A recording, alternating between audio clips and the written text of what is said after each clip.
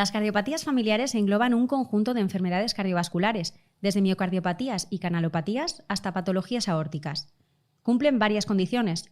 Tienen una base genética, una presentación familiar con un curso clínico heterogéneo y además pueden ser causa de muerte súbita. En los últimos años, el desarrollo de unidades y consultas destinadas al estudio y seguimiento de estas patologías es cada vez más frecuente en los servicios de cardiología. ¿Cómo organizar una consulta de cardiopatías familiares? ¿Cuáles son las enfermedades más frecuentes? ¿Y qué debe conocer el cardiólogo clínico sobre genética? Cardio Podcast. Novedades científicas y actualidad clínica de la mano de expertos de la especialidad. Suscríbete al canal Cardio Podcast y escúchanos en Google, Apple y Spotify. Estás escuchando Cardio Podcast, una actividad de la Sociedad Española de Cardiología coordinada por su grupo de jóvenes cardiólogos. Soy Alicia Ituarte, José Luis Vázquez en la realización y Olga Durán, cardióloga electrofisióloga en el Hospital Universitario Nuestra Señora del Prado en Toledo y de la Unidad Integral de Cardiología, modera el episodio de hoy. Hola, Olga. Hola, Alicia. Hola a todos. Olga, hemos dedicado en Cardio Podcast algún episodio al diagnóstico y tratamiento de miocardiopatías y también de muerte súbita. En el programa de hoy hablamos de todo lo que engloba una consulta de cardiopatías familiares y la organización que precisa para convertirse en un servicio realmente óptimo. Así es, Alicia. En este episodio nos gustaría discutir con nuestros invitados qué valor tiene en este año 24 la consulta monográfica de un grupo de patologías muy heterogéneo que son las cardiopatías familiares. Podemos adelantar que una de las principales diferencias es que se realiza una valoración de todo un grupo familiar, perdiendo de alguna manera el carácter ese individual que suele tener una consulta de cardiología tradicional, y muchas veces se hace incluso una valoración simultánea de los familiares de primer grado de un caso índice en el mismo lugar. Son patologías en general con un manejo complejo, se necesitan herramientas específicas, una amplia experiencia, un abordaje multidisciplinar, conocimientos de genética aplicada a cardiología y también asumir el reto de evaluar con objeto de minimizar en muchas de estas patologías el riesgo de muerte súbita.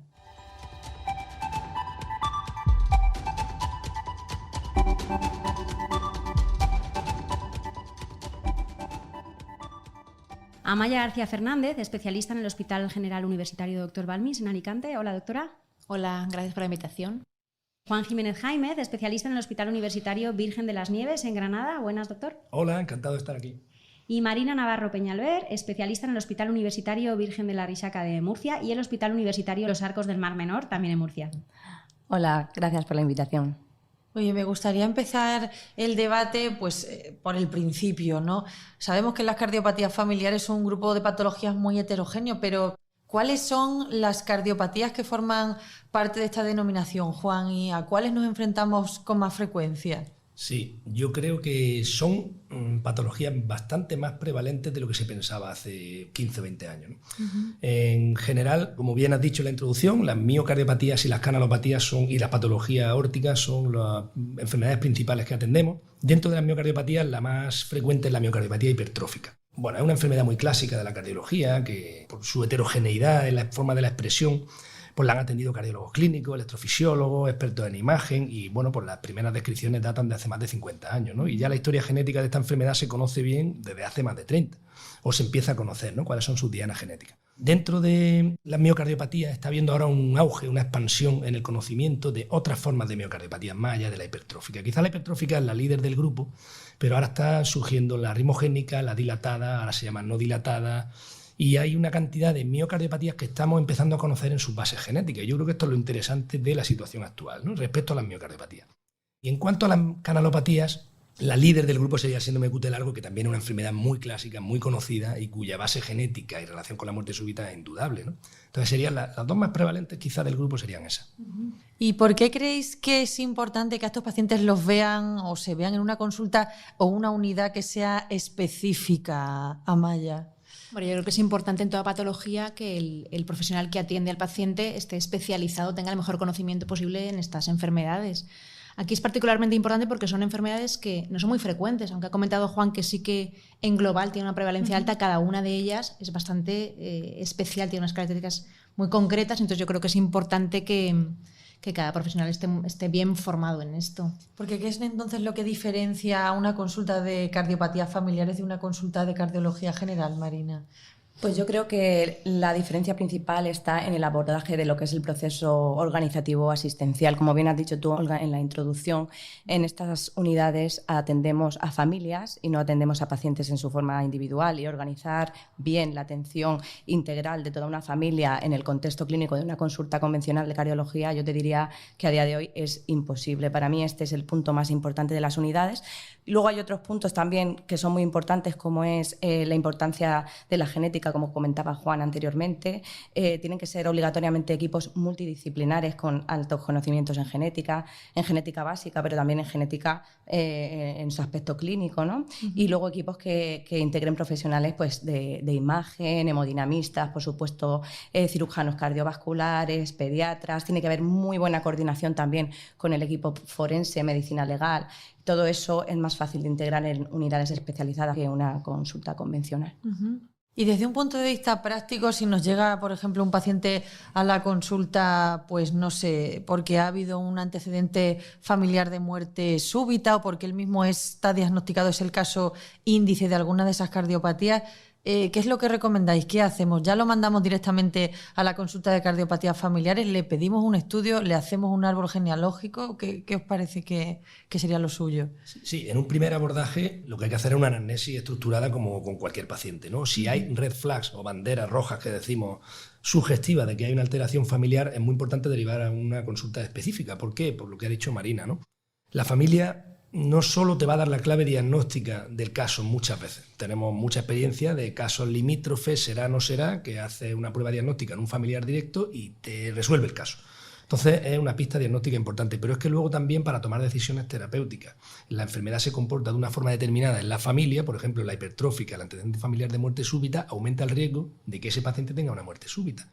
Entonces, en la consulta monográfica, la mayor complejidad radica en obtener esa información de forma fiable, en hacerlo de forma estructurada, porque cada paciente al final sigue ocupando un hueco de agenda y entonces pues, te puedes encontrar con familias que son 6 hermanos, 2 viven en Málaga, 3 en Granada y 1 en Madrid. Ahora ponte a contactar con cada uno de los cardiólogos de referencia, cómo mandan la información genética de un lado a otro con la ley de protección de datos. Hay familiares que no quieren estudiarse, hay familiares que no se hablan, hay padres divorciados de hijos con una mutación, todo eso tiene que estar controlado por una figura esencial, en mi opinión, en esta unidad, que es la enfermera, o el enfermero de cardiopatía familiar. ¿Y vosotros creéis que cualquier cardiólogo debería saber hacer un árbol genealógico o no? Marina, ¿qué te parece? Bueno, a mí me parece que sí, que es una parte fundamental si te dedicas a las cardiopatías familiares, el saber hacerlo. Pero como decía Juan, no tiene por qué ser el cardiólogo de la unidad es multidisciplinar y probablemente la enfermera es una pieza clave y, por ejemplo, en nuestra unidad en concreto es la enfermera la encargada de la elaboración de los árboles familiares. Pero bueno, es una pieza fundamental. Defendiendo un poco también a lo mejor el papel del cardiólogo clínico antes de que el paciente llegue a la consulta, yo creo que hay un papel como de filtro también, ¿no? Puede ser. Cuando has hablado de los antecedentes familiares de muerte súbita, a veces recibimos pacientes, hay que ver cómo son esos antecedentes, hay que preguntar bien, o sea, no cualquier paciente con antecedente familiar de muerte súbita tiene que venir a la consulta de cardiopatías familiares. Hay que investigar bien, hay que preguntar, a veces hay que preparar al paciente para que cuando llegue a nuestra consulta ya pues haya hablado con su familia, haya hablado a lo mejor con los padres, con los abuelos, para saber exactamente qué es lo que ha pasado en la familia. Si se trata de muertes súbitas a edades avanzadas, a edades jóvenes, porque es diferente, no todos los pacientes tienen que venir, por ejemplo, en eso.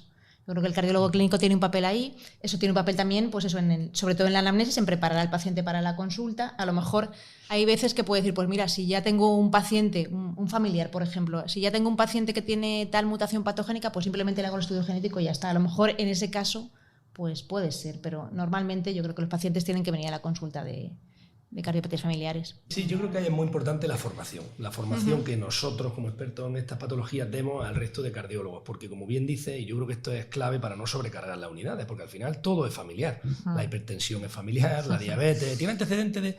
La muerte súbita, en una proporción baja de casos, es hereditaria de forma directa, digamos, ¿no? Una miocardiopatía o canalopatía monogénica que se hereda con el 50% de probabilidad, pero eso no son la mayoría de las muertes súbitas que hay en una sala de autopsia convencional. La muerte súbita puede ir desde la causa más frecuente, que es isquémica, a cerebral, una hemorragia cerebral, una rotura aórtica no hereditaria, un suicidio, un accidente que parece no lo era y era un accidente. En fin, que la muerte súbita es muy compleja. La causa hereditaria va a estar detrás del 10-15% y predominantemente yo creo que esto sí que es muy importante en gente joven.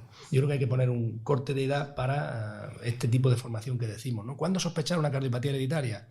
Predominantemente en gente joven con cardiopatías. Doctor, define eso de gente joven, porque es verdad que cada vez tenéis pacientes más mayores, sí, que llegan con mejor salud y mayor edad. Entonces, esa definición de juventud va cambiando, ¿no? Sí, lo que pasa es que eso es aplicable para la enfermedad más habitual de la cardiología o de la medicina, que es la enfermedad cardiovascular, la enfermedad isquémica. Las cardiopatías hereditarias van a comportarse siempre igual. Siempre se ha dicho la muerte súbita por debajo de los 40 años es sospechosa o ya. La causa más frecuente es hereditaria, o sea que ese sería el punto de corte. Por supuesto que una hipertrófica, una arritmogénica o un QT largo puede aparecer con 52, 58 años, pero es menos habitual. Y pasando un poco a hablar de genética, que cada vez va teniendo como un valor más reconocido, me gustaría preguntaros cuáles son los objetivos generales del análisis genético. Igual podríamos empezar hablando de los objetivos orientados a un paciente concreto y luego de las pruebas en cascada. ¿Qué opináis sobre esto? Bueno, el estudio genético en el paciente en concreto, pues lo fundamental es establecer el diagnóstico. Uh-huh. Si encontramos una mutación que es patogénica, probablemente patogénica en un paciente que tiene el fenotipo, pues tenemos el diagnóstico establecido. Lo que pasa es que esto no siempre es así. Hay muchas veces que no encontramos la mutación, en el estudio no sale nada, sale una variante de significado incierto y entonces eso ya pues nos ayuda menos. Estudiando a la familia tendremos mucha más información. Pero no solo eso, o sea, el estudio genético cada vez más sabemos que nos ayuda a personalizar, a saber cómo evoluciona ese paciente, a tratar mejor al paciente, porque sabemos el mecanismo de la enfermedad. Entonces, por ejemplo, pues en el síndrome de QT largo es diferente tener una variante genética que tener otra. Es diferente tener un tipo 1 que un tipo 3 que sea recesiva, por ejemplo. Entonces, pues es importante saberlo. Sabemos también últimamente que en las miocardiopatías, en las últimas guías ya está así, dependiendo de la variante genética que afecte al paciente, el pronóstico va a ser diferente y el umbral de implantación de un DAI va a ser diferente. O sea que sí es muy importante el estudio genético. ¿Existen algunas cardiopatías en las que sea más rentable ese estudio y tenga más sentido?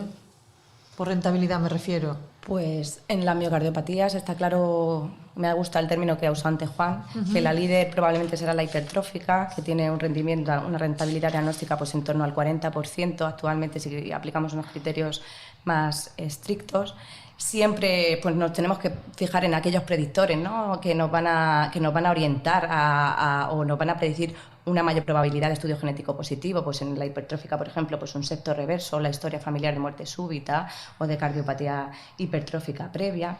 Y luego ya si nos pasamos a las canalopatías, pues el QT largo también sería la líder con un alto rendimiento diagnóstico. Tampoco tenemos que olvidar las aortopatías, porque el Marfan en concreto, pues la rentabilidad diagnóstica es altísima. O sea que estamos en un escenario adecuado, sin perder de vista que aproximadamente la mitad de los pacientes pues no somos capaces de identificar una variante asociada a la enfermedad. Yo quería apuntar respecto a muy interesante el comentario de Amaya de las luces del estudio genético, de dirigir la terapia, porque muchas veces los pacientes nos preguntan, bueno, y saber que tengo una mutación, un portador silente de una hemoplaquina, por ejemplo, que no toma ninguna decisión. Los pacientes a veces les cuesta psicológicamente afrontar ser portador de algo que no tiene tratamiento. Es muy interesante lo que has dicho de dirigir la terapia. Creo que tenemos, bueno, está en fase embrionaria esto de dirigir la terapia. El día de mañana habrá terapia génica, terapias más dirigidas.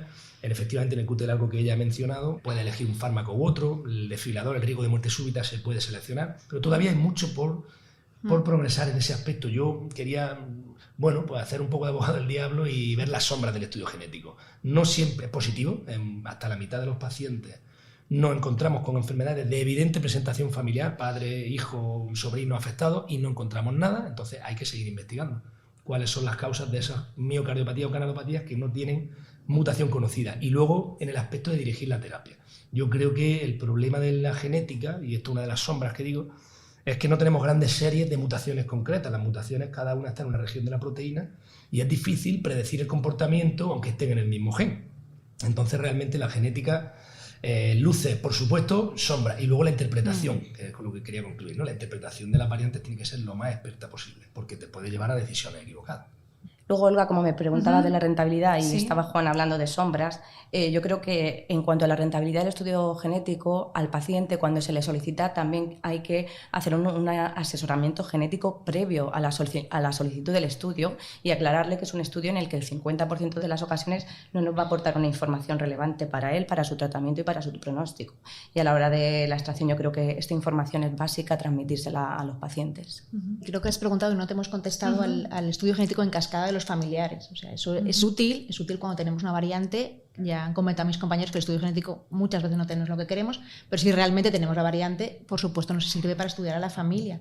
Nosotros estudiamos a todos los familiares de primer grado y de ahí los que van saliendo positivos, a su vez, a esos familiares, que es lo que significa el estudio genético en cascada. O sea que ahí también tiene utilidad. Respecto al screening en cascada de familiares, además es importante apuntar que es una herramienta muy coste efectiva. Quiere decir que si lo comparamos con el estudio clínico aislado de los pacientes, pues resulta más barato incluir la genética y esto ya está demostrado en estudios. ¿Y se puede hacer a todas las edades? Me refiero, por ejemplo, en niños, adolescentes, ¿o existe algún dintel de edad o eso depende de la patología? Hombre, técnicamente se puede hacer a cualquier edad. Se puede hacer a cualquier edad, se puede hacer incluso en saliva, se puede hacer a cualquier edad. Lo que pasa es que no está indicado hacerlo a cualquier edad porque es un tema delicado. O sea, el estudio genético lo tenemos que hacer cuando nos vaya a aportar algo en el paciente, al menos algún cambio en el estilo de vida. Entonces, eso es especialmente importante en niños y jóvenes. El estudio genético, pues eso, lo haremos en las guías. Recomiendan, hay diferentes dinteles para las miocardiopatías y las canalopatías. Las guías recomiendan que en las miocardiopatías, al menos las que no son de presentación en la familia precoz, se haga a partir de los 10-12 años. En las canalopatías es diferente porque como es a veces más difícil de diagnosticar y se manifiestan a veces antes, pues en cualquier momento se puede hacer el estudio genético, incluso en niños pequeños.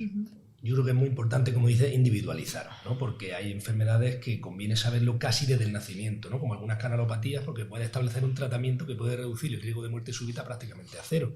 Luego, por ir al otro extremo, está la amiloidosis hereditaria, que hay por trastiratina, que es una epidemia del siglo XXI, en la que pues estamos diagnosticando ancianos de más de 80 años con una enfermedad genética hereditaria. Y esto es muy curioso, ¿no?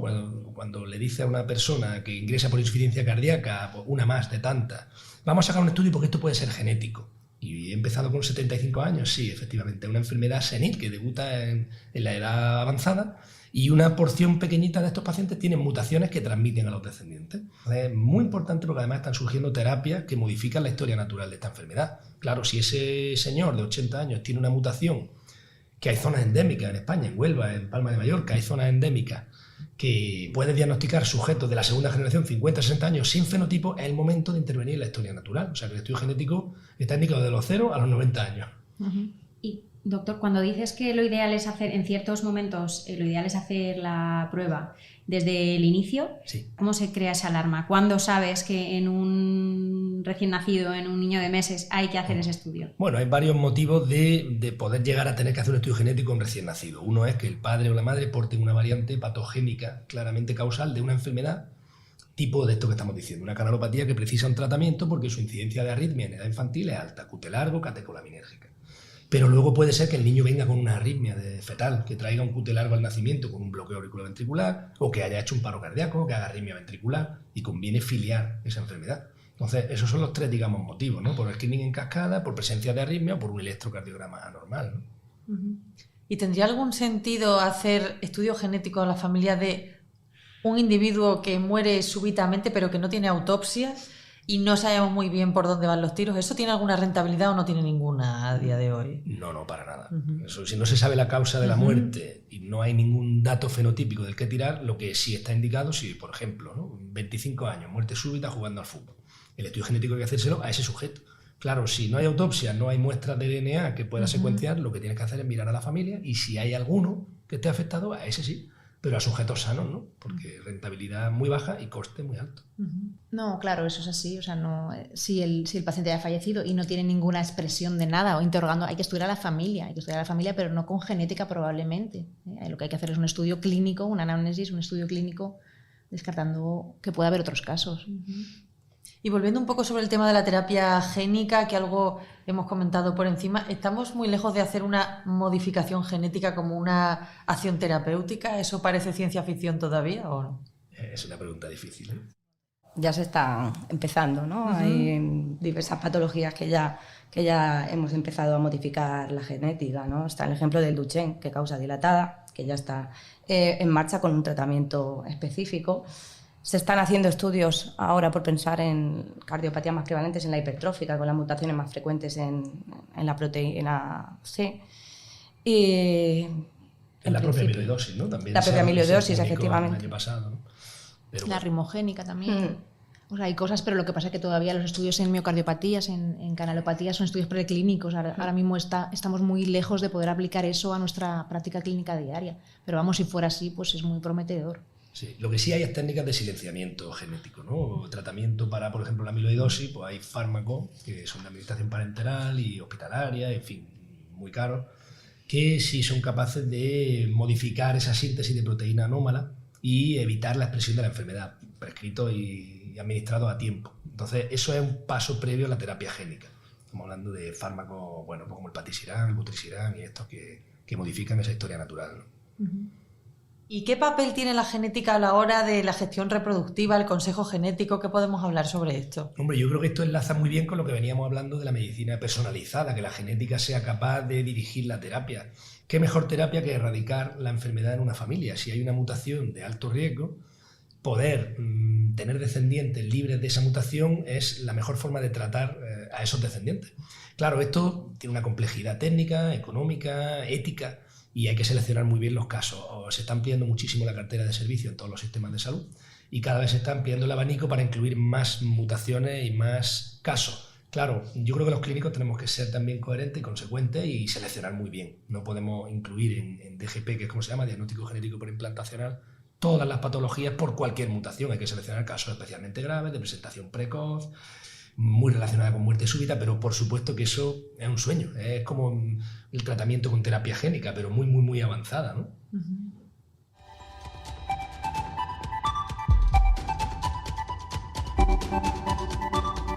Estás escuchando Cardio Podcast. Continuamos con Amaya García, Juan Jiménez y Marina Navarro repasando la evolución de las consultas de cardiopatías familiares y las posibilidades que ofrecen para el diagnóstico y tratamiento, Olga. Sí, ahora querríamos centrarnos en la estratificación del riesgo de muerte súbita, porque realmente saber quién la padecerá y quién no, para poder evitarla, sería uno de los principales objetivos de una unidad de cardiopatías familiares. Vamos a comentar distintas herramientas de las que nos podemos valer y cuándo las deberíamos utilizar. Me gustaría consultarle, ya que hablábamos de genética con Juan, el tema de la genética en la estratificación del riesgo de muerte súbita. Bueno, esto también va de la mano un poco de lo que hemos hablado antes, medicina personalizada. Está claro que, como decía antes Amaya, conocer la información del porqué de esa enfermedad es útil. La información es poder y a los clínicos nos da valor para tomar decisiones. Eso dista mucho de que la genética sea el único elemento que tengamos que tener en cuenta. En algunas ocasiones sí hay mutaciones de altísimo riesgo que pueden llevarte a tomar una decisión de implantar un desfibrilador, que es la terapia más extrema para prevenir la muerte súbita. Pero la genética realmente es un ladrillo más de esta construcción, ¿no? Tenemos pruebas de imagen, tenemos información clínica, electrocardiografía. La genética está empezando a cobrar protagonismo. A medida que la conocemos más, pues más fácil nos resulta interpretarla y saber cuál es el curso clínico. Pero antes también lo he comentado. No hay series prospectivas de mucho seguimiento que nos permitan extraer conclusiones de mutaciones concretas, porque son mutaciones, a veces un aminoácido al lado del otro cambia radicalmente la historia natural, y esto es una barrera importante. Hay datos, se puede utilizar, pero con cautela. Y en cuanto al electro, Amaya, ¿cómo nos sirve para esto como herramienta de estratificación? Hombre, el electro es fundamental en el diagnóstico, sobre todo. Cuando no tenemos el diagnóstico, por ejemplo, en un familiar que no tenemos genética, el electro es fundamental sobre todo en el diagnóstico, en las canalopatías, pero también en las miocardiopatías. Pero bueno, también tiene un papel pronóstico. Por ejemplo, en las canalopatías, sobre todo, en el síndrome de QT largo, no es lo mismo. La estratificación debe hacerse según dos cosas: el genotipo que hemos hablado antes, pero también la duración del intervalo QT corregido, con lo cual el electro es muy importante ahí. En el Brugada, por ejemplo, también es diferente. O sea, los pacientes que más riesgo tienen son los pacientes que tienen un tipo 1 espontáneo. Los demás, pues si es un patrón inducido solamente por fármacos, tiene menos riesgo, y es un patrón inducido por fiebre, pues una cosa intermedia. O sea que sí que es diferente el electrocardiograma. En las miocardiopatías también es importante en la estratificación pronóstica. Por ejemplo, en la miocardiopatía ritmogénica hay una calculadora de riesgo en la cual ya se incluyen varias variantes electrocardiográficas, o en el Holter electrocardiográfico, que es la taquicardia ventricular sostenida, la presencia de extrasistolia, el porcentaje de extrasistolia, incluso en el electro de derivaciones, el número de derivaciones que tengan una onda T negativa, eso es importante. La miocardiopatía hipertrófica, en la calculadora de riesgo también está incluida la taquicardia ventricular no sostenida, o sea que sí que es importante el electro y sus variantes en el pronóstico también. ¿Y cuál es el papel del estudio electrofisiológico y los test de provocación, Marina? Bueno, pues en cuanto a los test de provocación, principalmente los que se usan son los con fármacobloqueadores de los canales del sodio. En concreto usamos sobre todo la malina por su mayor sensibilidad en los pacientes con sospechas de Brugada. ¿Y a qué pacientes le haríamos un test farmacológico? Pues en primer lugar, pues se me ocurre el paciente que no tiene un patrón espontáneo de tipo 1, ni basalmente ni cuando ponemos precordiales altas, y que tiene síntomas, que o bien ha tenido un síncope que ha podido ser de origen arrítmico o bien ha tenido una parada resucitada y no tiene cardiopatía estructural. Luego, por supuesto, pacientes con antecedentes familiares de síndrome de Brugada o muerte súbita arrítmica también podríamos considerarlo.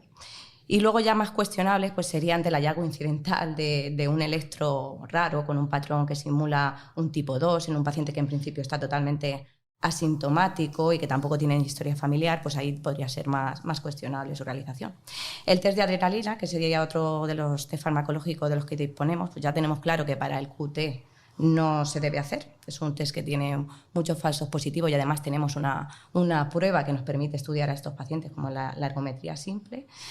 Y su papel pues estaría para la TV catecolaminérgica polimórfica, pues para eso podríamos estudiar el test de adrenalina pues en aquellos pacientes que no pueden hacerse una ergometría simple y sospechamos la enfermedad. Así esos son los que se me ocurren a priori, no sé si mis compañeros añaden alguno. Creo que hay que mencionar la imagen cardíaca avanzada en la miocardiopatías, ¿no? Que puede ser un desenmascaramiento de una fibrosis tisular que no vea la ecografía, ¿no? Se puede interpretar así. Y yo creo que está cobrando un protagonismo muy importante en todas las miocardiopatías, la hipertrófica, la dilatada, la ritmogénica, con nuevas técnicas de caracterización tisular y ya no solo incluso la miocardiopatía hereditaria, también en la cardiopatía isquémica, que es mucho más prevalente, ¿no? O sea que yo creo que el asomarse esa ventana al mundo microscópico que podemos tener con la resonancia nos da información. Cuanta más fibrosis, más fenotipo, más gravedad. Y luego respecto a la segunda pregunta, porque claro, el estudio electrofisiológico si no quedaría pendiente, pues también tiene su papel para aquellos pacientes que tienen un patrón de tipo 1 espontáneo con Brugada y están asintomáticos, pues se podría considerar. Y luego en lo que se refiere a las miocardiopatías como tal, pues ahí tenemos más carencia de datos y yo creo que habitualmente no es una prueba que empleemos para estratificación del riesgo. Y el único escenario clínico que se me ocurre es aquel paciente que tiene un diagnóstico previo de dilatada o arritmogénica y ha sufrido un síncope y que no queda claro. De hecho, las guías pues, incluyen la inducción de una TV monomórfica sostenida de cara a valorar, como factor de riesgo, de cara a valorar el implante de Undai. Y luego hay un subgrupo de pacientes con dilatada, son aquellos que tienen una distrofia miotónica en el que el estudio electrofisiológico sí puede ser más interesante. De hecho, pues se recomienda en aquellos pacientes que tienen palpitaciones o síncopes arrítmicos o en aquellos pacientes que han tenido una parada cardíaca, porque en esos pacientes pues, puede determinar el tratamiento. Son pacientes que en ocasiones pues, hacen TV rama-rama, que además tiene un tratamiento específico, que es la ablación de la rama derecha y tiene sus implicaciones terapéuticas y yo creo que ahí en esos pacientes pues, tiene su nicho. Además, también en este grupo de pacientes podemos considerarlo pues, cuando sospechamos que hay alteraciones avanzadas de la conducción, pacientes que hacen aumentos súbitos del PR o ensanchamiento del QRS, pues en esos pacientes también podríamos indicar un estudio electrofisiológico. Y con todo lo que ahora ya sabemos, si queremos empezar en un servicio de cardiología a dar esos primeros pasos para organizar una consulta de cardiopatías familiares, ¿qué creéis vosotros que hay que hacer? ¿Cómo hay que empezar? ¿Qué hay que tener en cuenta para iniciar en esto, Juan? Bueno, pues yo creo que lo primero es convencer a tu gerente que hay muchísimos pacientes afectados que se van a beneficiar. Los gerentes siempre te van a pedir, los jefes de servicio, números. Oye, ¿cuánto me cuesta esto? ¿No? Pues realmente es que es coste eficaz, como se ha dicho antes, el hacer un estudio genético en cascada. Cuando tienes una consulta bien estructurada, engrasada, en la que ves probando gente experta, mutaciones causales, estás eliminando, primero diagnosticando pacientes para un seguimiento y luego eliminando a muchos otros de un seguimiento innecesario por el resto de su vida. Eso más los beneficios clínicos. Realmente el poner un desfibrilador en un chico de 20 años o un nadolol en un QT largo tipo 1 y prevenir una muerte súbita en un paciente de 20 25 años, ¿qué vale? Yo creo que eso tenemos que medir en salud también nuestras actuaciones y ¿Por dónde empezar? Por eso, ¿no? Por los números y por convencer a nuestro gerente. Y segundo, como he dicho antes también, aparte de tener personal entrenado, por tener un equipo de enfermería. Un equipo de enfermería alrededor del cual gire la consulta, el aspecto organizativo con los forenses, el aspecto de relaciones con otras unidades, como se ha dicho, hemodinámica, electrofisiología, pediatría, y el aspecto organizativo con la familia. No, yo creo, estoy de acuerdo en lo que ha dicho Juan, o sea, la dificultad inicial está pues en eso, en convencer de que eso es necesario, pero está claro que es necesario. Y sobre todo, pues hace falta profesionales interesados y que se formen con formación, que investiguen y que estén implicados en este tema. Bueno, para mí la cosa central es la que ha dicho Amaya, tiene que haber un interés, porque la verdad es que una unidad de cardiopatías o el papel que desarrollamos, la verdad es que es bastante exigente. Y luego el término equipo. Para mí una unidad tiene que basarse en un trabajo en equipo, como muy bien ha dicho Juan, porque si no, una unidad llevada por una sola persona, sea cardiólogo experimentado o no experimentado, con más o menos formación, pues para mí es sinónimo de fracaso. Una unidad de manejo de cardiopatías tiene que ser una unidad integrada por profesionales muy diversos que trabajan en conjunto, pues por el beneficio del paciente. Pues muchísimas gracias, Amaya, Marina, Juan, por estar hoy con nosotros en este debate. Habéis dejado mucha información muy útil que seguramente retomaremos en algún otro episodio de Cardio Podcast. Gracias. Muchísimas gracias. Muchas gracias.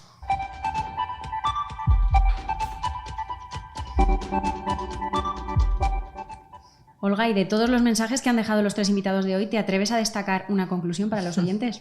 Pues las cardiopatías familiares son unas enfermedades que hemos visto requieren una atención protocolizada, se necesita una atención muy estructurada que nos permita el uso adecuado de las herramientas de las que disponemos para poder hacer un adecuado diagnóstico y tratamiento. Y bueno, no quería dejar de darles las gracias a nuestros expertos porque nos han ayudado a conocer mucho más de cerca esta parte apasionante de la cardiología.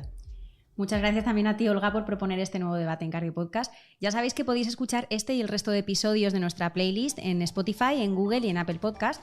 Os dejamos la bibliografía recomendada en la web de secardiología.es y nos escuchamos en 2 semanas. Cardio Podcast, un programa de la SEC coordinado por su grupo de jóvenes cardiólogos.